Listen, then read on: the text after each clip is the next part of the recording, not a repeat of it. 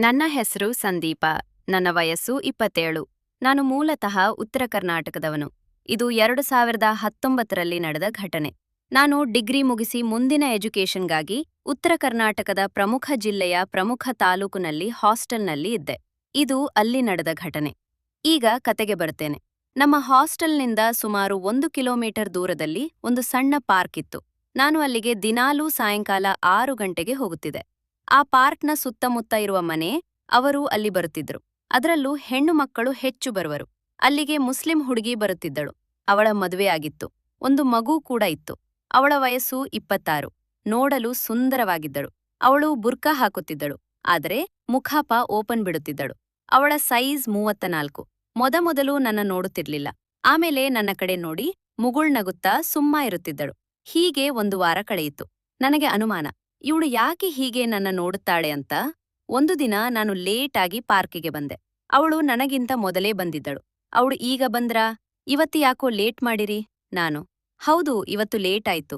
ಇಟ್ಟಾಯ್ತು. ಅವಳು, ನೀವು ಹಾಸ್ಟೆಲ್ನಲ್ಲಿದ್ದೀರಾ? ನಾನು, ಹೌದು.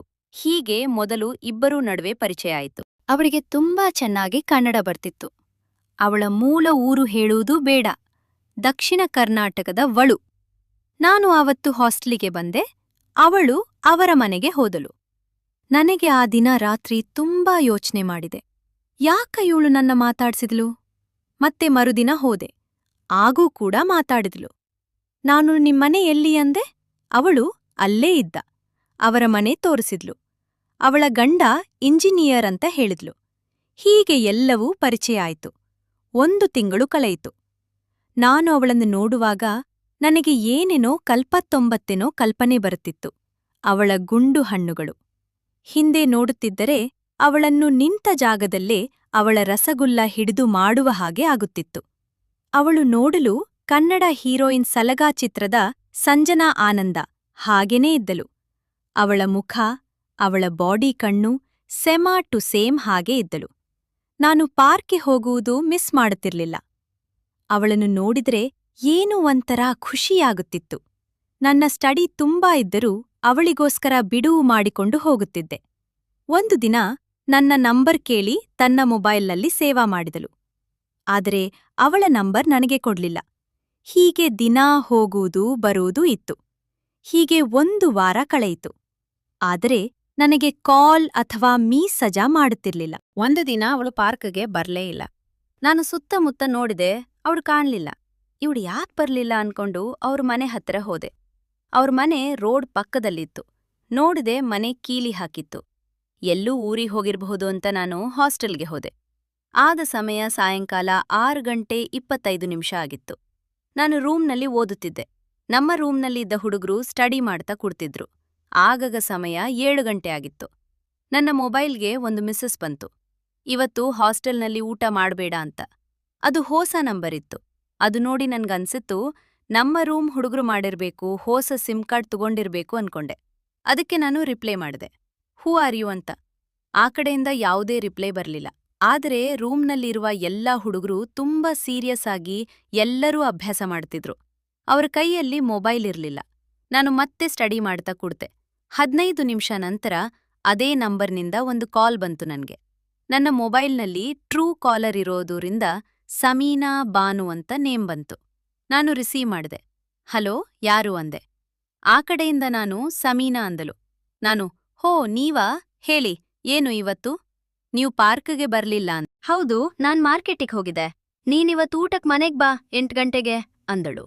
ನಾನ್ ಯಾಕೆ, ಏನ್ ವಿಶೇಷ ಇದೆ ಅಂದೆ. ಅವಳು, ನಾನ್ ಎಲ್ಲ ಹೇಳ್ತೀನಿ ಬಾ ಅಂದಳು. ಕಾಲ್ ಕಟ್ ಮಾಡಿದಳು. ನಮ್ಮ ಹಾಸ್ಟೆಲ್ನಲ್ಲಿ 7 ಗಂಟೆ 45 ನಿಮಿಷಕ್ಕೆ ಊಟ ರೆಡಿ. ನಮ್ಮ ಹಾಸ್ಟೆಲ್ನಲ್ಲಿದ್ದ ಹುಡುಗರು ಊಟಕ್ಕೆ ಹೊರಟರು. ಆಗ ಸಮಯ 7 ಗಂಟೆ 40 ನಿಮಿಷ ರಾತ್ರಿ. ನನ್ ಕರೆದರು. ನಾನ್ ಬಂದೆ. ನಡೀರಿ ಅಂದೆ. ಅವ್ರು ಮುಂದೆ ಹೋದ್ರು.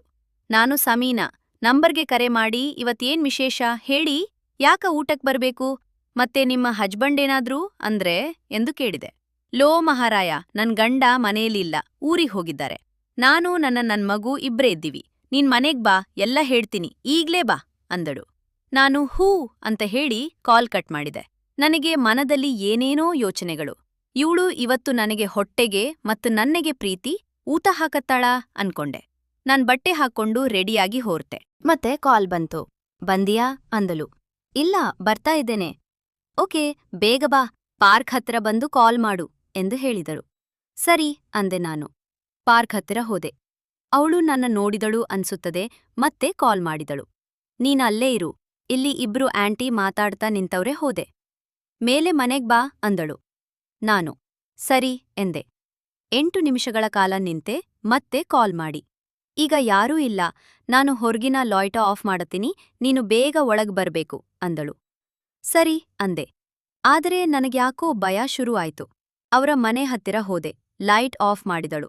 ನಾನು ಮನೆ ಒಳಗ್ ಹೋದೆ. ಬಾಗಿಲು ಹಾಕಿದಳು. ಗಿಲು ಹಾಕಿದಳು. ನನಗೆ ತುಂಬಾ ಭಯ ಅನ್ಸುತ್ತಿದೆ ಅಂದೆ. ಈಗೇನು ಭಯ ಇಲ್ಲ, ನಮ್ಮ ಮನೆಗ್ಯಾರು ಬರೋಲ್ಲ. ನಾವು ಈ ಊರಿಗ್ ಬಂದು 1 ವರ್ಷ ಆಯ್ತು. ಈ ಊರಲ್ಲಿ ನಮ್ಮ ಸಂಬಂಧಿಕರು ಯಾರೂ ಇಲ್ಲ ಅಂದಳು. ಅವಳು ಬುರ್ಕಾ ಹಾಕಿರ್ಲಿಲ್ಲ, ನೈಟಿ ಹಾಕಿದಳು. ನಾನು ಇಡೀ ಬಾಡಿ ಎಲ್ಲ ಕಣ್ಣು ಹಾಯಿಸಿದೆ. ಒಳಗ್ ನಾಚುತ್ತಿದ್ದಳು. ಬಾ, ಊಟ ಮಾಡುವ ಅಂದಳು. ಅವಳು ಮಗು 4 ಇಯರ್ಸ್ತು. ಅದು ಮಲಗಿತ್ತು. ನನಗೆ ಭಯನೂ ಆಗುತ್ತಿತ್ತು.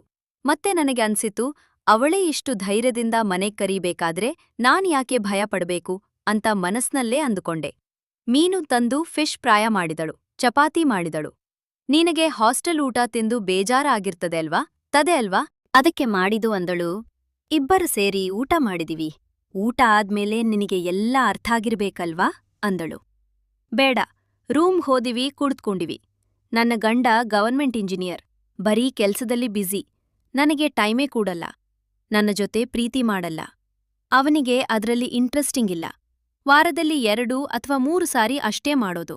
ನನಗೆ ತೃಪ್ತಿಯಿಲ್ಲ. ಅದಕ್ಕೆ ನಾನು ನಿನ್ನ ಪರಿಚಯ ಮಾಡಿಕೊಂಡೆ. ಇವತ್ತು ನೀ ನನ್ನ ತೃಪ್ತಿಪಡಿಸಬೇಕು ಎಂದು ಹೇಳಿದಳು. ಹಾಗೆ ಹತ್ತಿರ ಬಂದು ನನ್ನ ಕೆನ್ನೆಗೆ ಮುತ್ತಿಟ್ಟಳು. ನನಗೆ ಮೂರ್ ಬರ್ಲು ಶುರುವಾಯ್ತು. ಅವಳನ್ನ ಗಟ್ಟಿಯಾಗಿ ತಪ್ಪಕೊಂಡೆ. ಅವರ ರಸಗುಲ್ನ ಎದೆಗೆ ಒತ್ತುತ್ತಿದ್ದವು.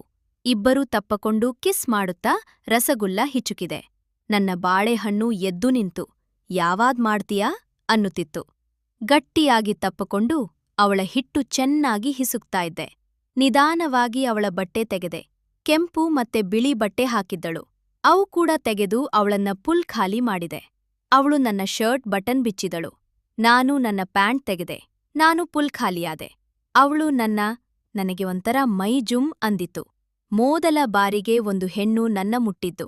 ಅವತ್ತು ಅವಳು ನನಗೆ ಸಾಕು ಅನ್ನುವಷ್ಟು ಪ್ರೀತಿ ಕೊಟ್ಟಳು. ಅವರಿಗೆ ತುಂಬಾ ತೃಪ್ತಿಯಾಗಿತ್ತು.